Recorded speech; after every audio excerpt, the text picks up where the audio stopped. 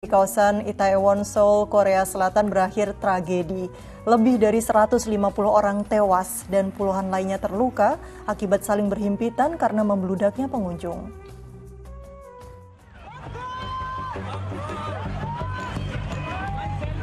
Pesta Halloween yang seharusnya penuh sukacita berakhir tragedi di kawasan wisata Itaewon, kota Seoul, Korea Selatan pada Sabtu malam.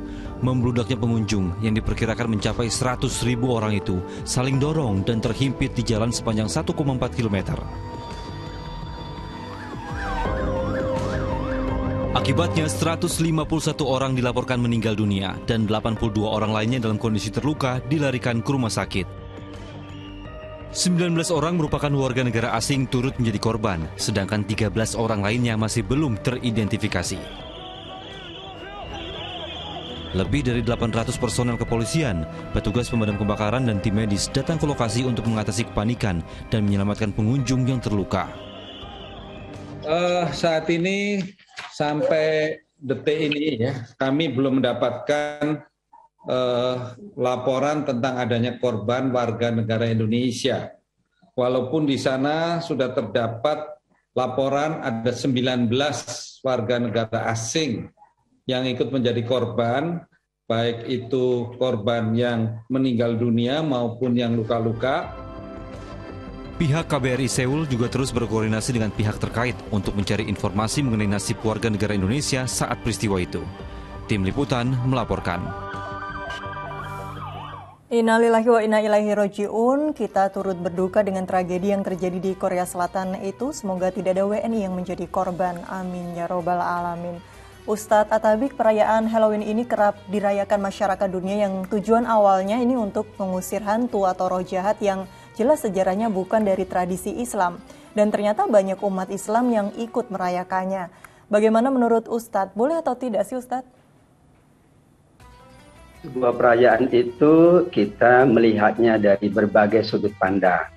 Yang pertama bahwa alhamdulillah Allah Subhanahu wa taala memberikan kepada kita dua perayaan yang nilainya ibadah, yaitu sebagaimana sabda Nabi, dua hari raya Idul Fitri dan Idul Adha. Jadi merayakannya, berbahagianya dicatat ibadah di sisi Allah. Yang kedua, secara kebudayaan, bahwa kita juga dituntun oleh budaya yang baik, budaya yang selalu mengacu kepada norma dan tata yang baik dalam kehidupan. Maka kita bahas dulu bahwa Halloween ini adalah sejarahnya dahulu di bangsa Celtic kuno, di mana mereka memperingati namanya Samhain. Nah, mereka meyakini bahwa ada roh yang sudah mati yang kemudian bertemu dengan orang-orang yang masih hidup. Kalau kita bahas secara agama, tentu yang sudah mati ya sudah selesai kehidupannya. Yang hidup menjalankan kehidupan dengan sebaik-baiknya. Maka kalau kemudian kita bahas secara keimanan, ada dugaan bahwa itu sudah melakukan perbuatan yang dikategorikan syirik. Meyakini yang hidup itu, yang mati itu hidup kembali. Padahal yang meninggal dunia sudah berada di alam yang lain. Kita yang hidup menjalankan kehidupan kita dengan sebaik-baiknya. Dari perspektif yang lain, bahwa apa yang dilakukan itu dengan mengenakan baju-baju yang identik dengan roh halus atau roh jahat, identik dengan pakaian-pakaian yang notabene kita malah dituntun untuk berpakaian yang bagus, berpakaian yang menunjukkan identitas dan jati diri kita, pakaian terbaik, pakaian terbagus, pakaian yang patut. Bagaimana mungkin kita berpakaian identik dengan jenis makhluk halus, dan itu menjadikan tanda bahwa kita memang manakala membatasi diri dari perilaku atau perayaan-perayaan yang tidak sesuai dengan tuntunan agama, demikian juga norma budaya kita, maka itu akan lebih baik.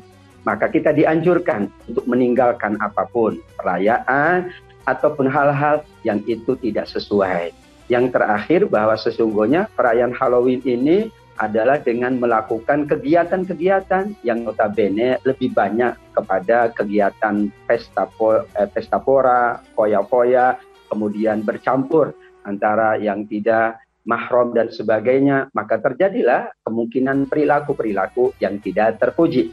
Lebih baik kita insya Allah melakukan kegiatan yang sesuai dengan tuntunan agama, sesuai pula dengan norma, adat, dan budaya kita, dan bermanfaat untuk kehidupan orang banyak. Iya, baik, banyak sekali kegiatan positif yang bermanfaat, juga lebih banyak yang bisa dilakukan begitu ya Ustadz. Dikhawatirkan nanti malah mengikuti perbuatan syirik, na'udzubillahi min dzalik. Nah, ini Ustadz Atabik, ada sebuah hadis yang perlu penjelasan lebih konkret, yaitu barang siapa yang menyerupai suatu kaum maka ia adalah bagian darinya. Nah, ini apa saja batasan menyerupai yang dimaksud dengan hadis tersebut Ustadz? Apakah kita kemudian tidak boleh memakai jas atau dasi misalnya yang berasal bukan dari tradisi Islam, atau kalau wanita ini misalnya pakaian dengan rok yang menjuntai ke belakang begitu Ustadz, tidak diperbolehkan? Ya, ini memang hadis dari Nabi Muhammad SAW yang diriwayatkan oleh Imam Abu Dawud. Man tasyabbaha biqaumin fahuwa minhum. Kalau orang menyerupai satu kaum, maka dia termasuk golongan mereka. Ada 3 pembeda atau pembatas antara apakah termasuk yang menyerupai yang dilarang atau tidak. Yang pertama, manakala penyerupaan itu dalam konteks keimanan, dalam konteks akidah, maka tidak boleh kita menyerupakan. Karena itu memang dilarang oleh agama. Dan masing-masing menjalankan sesuai dengan ketentuan agamanya masing-masing. Yang kedua, penyerupaan itu dalam ibadah. Ketika menjalankan ibadah yang serupa, maka kita diingatkan untuk kita menjalankan ibadah sesuai dengan tuntunan kita. Ada syaratnya, ada rukunnya, ada ketentuan yang sudah dituntun oleh Nabi, para sahabat, dan seterusnya oleh para ulama kita. Yang ketiga, manakala itu berhubungan dengan budaya, berhubungan dengan sosial, maka manakala itu tidak melanggar, maka tidak ada masalah. Namun kalau itu bertentangan, tentu akan menjadi hal yang dilarang. Misalnya berpakaian, tidak ada masalah. Mengenakan kot, mengenakan dasi, tidak ada masalah karena tidak ada hubungan dengan keimanan, tidak ada hubungan dengan ibadah. Ini adalah muamalah. Cara kita bersikap sesuai dengan keadaannya. Misalnya kita berada di sebuah masyarakat itu mengenakan pakaian tadi berdasi, atau kita ngantor dan sebagainya, maka tidak ada masalah karena hubungannya adalah hubungan sosial. Sehingga yang dibatasi oleh baginda Nabi adalah bahwa penyerupaan itu manakala dalam konteks akidah, dalam konteks ibadah. Sedangkan muamalah ada 2 jenis. Manakala tidak bertentangan, maka tidak ada masalah. Bahkan juga di beberapa masyarakat, seorang imam itu mengenakan jas, imam sholat, mengenakan dasi. Kenapa? Karena memang disitulah kepatutan yang berlaku dalam masyarakat tersebut. Dan sesuai dengan syarat dan rukun dalam sholatnya, tidak ada masalah. Demikian juga misalnya dalam kita mengkonsumsi hidangan berbuka atau hidangan sahur, kita sesuaikan dengan tradisi yang ada, karena ini adalah urusannya sosial, yaitu mengkonsumsi yang sesuai. Tidak mungkin kita paksakan harus buka puasa dengan makanan tertentu, karena memang mungkin sulit didapatkan. Disitulah pembeda antara yang dilarang oleh Nabi, termasuk kategori man tasyabaha, menyerupai. Sedangkan tadi perayaan Halloween itu bisa dikategorikan menyerupai, karena ada keyakinan yang berunsur syirik, ada pula perayaan-perayaan yang tidak sesuai dengan identitas kita sebagai Muslim dan sebagai bangsa Indonesia.